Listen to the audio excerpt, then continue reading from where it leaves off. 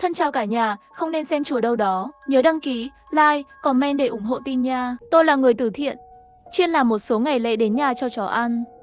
Chủ nhân không có ở nhà, nhưng lo lắng thú cưng trong nhà không có ai chăm sóc, sẽ tìm thấy tôi đến nhà cho chó ăn, dắt chó đi dạo. Lần này nhận việc, chủ chó tìm thấy tôi trên trang web.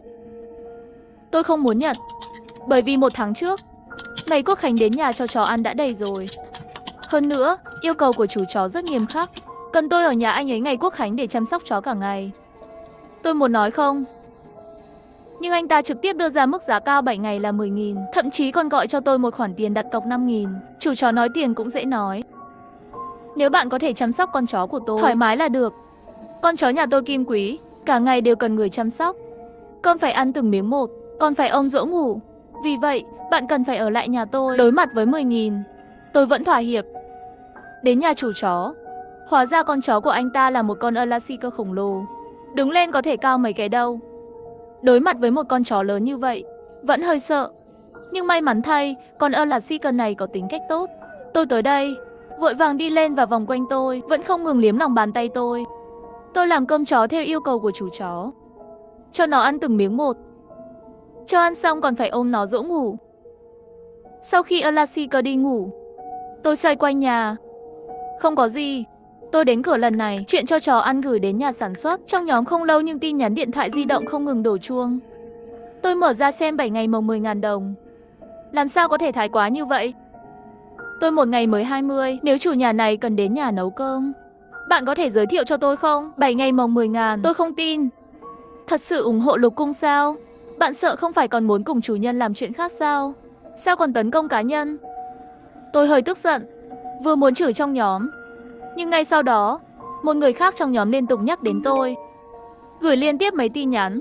Người đó yêu cầu bạn cho nó ăn, có phải là một Alaskan khổng lồ không? Nhìn thấy tin nhắn của tôi, nhanh chóng rời khỏi nhà anh ta. Alaskan không phải là một con chó, là người. Tôi sợ hãi trong mồ hôi lạnh vì tin nhắn anh ấy gửi đến.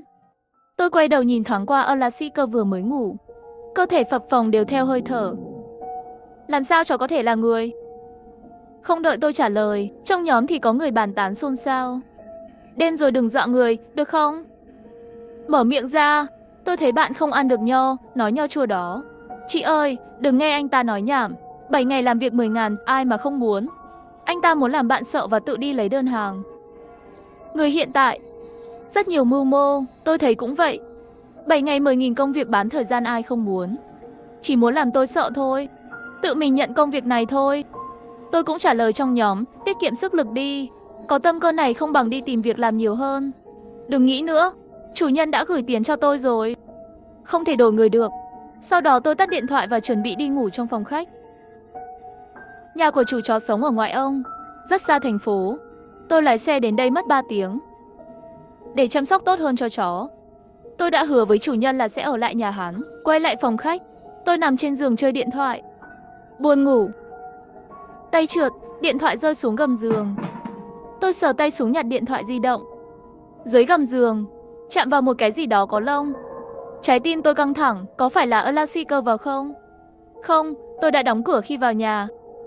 Tôi nhanh chóng bật đèn lên, cúi xuống và nhìn dưới gầm giường. Cái nhìn này làm tôi suýt ngất đi. Dưới giường có một tấm da chó hoàn chỉnh. Bởi vì tôi quá sợ hãi, tôi gọi trực tiếp cho chủ chó. Nhưng điện thoại vẫn không ai trả lời. Tôi đã gửi một vài tin nhắn cho chủ nhân của con chó. Xin chào, tôi thấy giường trong phòng khách. Bên dưới có một tấm da chó. Thật đáng sợ. Gọi điện thoại cho bạn không gọi được. Trả lời tôi khi nhìn thấy tin nhắn. Nếu đó là một kẻ ngược đãi chó, tôi muốn rời đi ngay lập tức.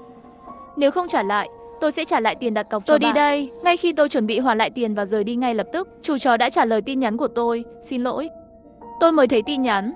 Da chó dưới gầm giường là của con chó tôi từng nuôi. Nó từng bị bọn buôn chó đánh cắp.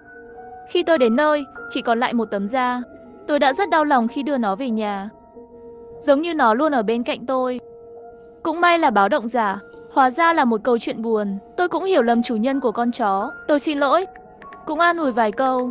Chủ chó rất hào phóng, hỏi tôi vài câu về tình hình ở Alaskan, nói chúc ngủ ngon và kết thúc cuộc trò chuyện. Tôi muốn ngủ tiếp. Lật đi lật lại nhưng không ngủ được nữa.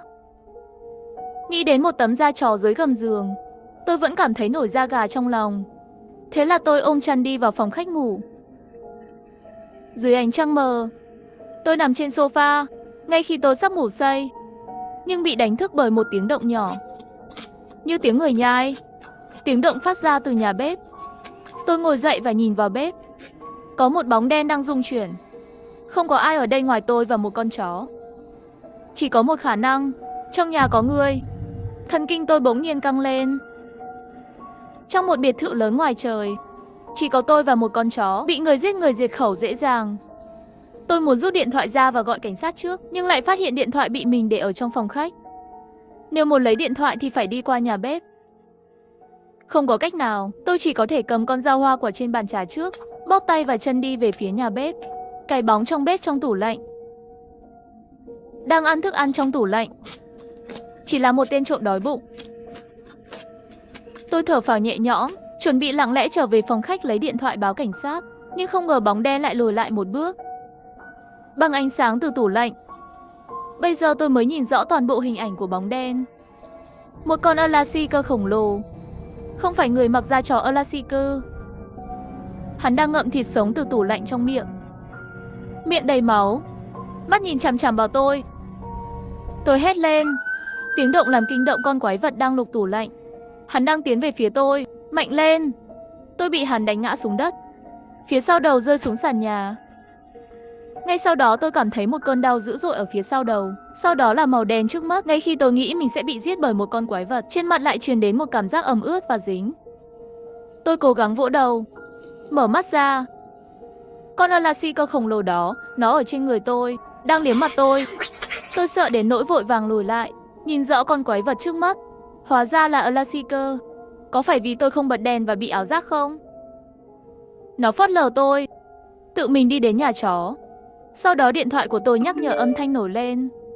Là từ chủ nhân của con chó. Đúng rồi, quên nói. Con chó nhà tôi sở dĩ lớn lên béo như vậy bởi vì rất thông minh. Nó luôn là đêm khuya, lặng lẽ vào bếp lục tủ lạnh tìm đồ ăn. Nếu nhìn thấy thì đừng sợ. Tôi đứng yên tại chỗ, làm sao anh ta biết chuyện gì đã xảy ra? Sẽ trùng hợp như vậy sao? Tôi dường như nhận ra điều gì đó. Tôi nhìn lên trần nhà. Cả căn phòng có đầy camera giám sát. Cứ 2 mét lại có một camera.